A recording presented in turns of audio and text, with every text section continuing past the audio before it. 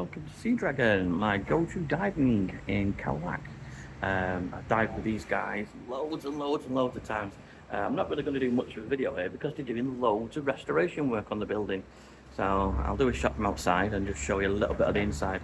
I'm cropping my shot quite short because we've got loads of bazooka going on. I always come here. The national park opens up in October. Similan Islands, Chile Rock, etc. They do liveaboards here. They've got a couple of liveaboard boats. As far as I'm concerned, this is the best dive outfit in Khao Lak. Highly recommend them. Lots of repeat customers. We've got a little shop here if you want to buy some stuff. Last time I was here, I bought a mask off them. I did 2 liveaboards with them last year. They're excellent. They do DMT training. They do local diving at the Bang Sang Wreck, which is quite a nice little place. That's the history of the Bang Sang.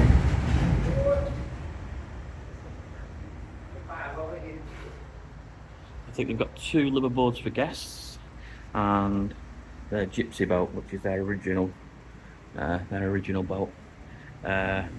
Quick pan round. It's low season now, there's no real diving going on.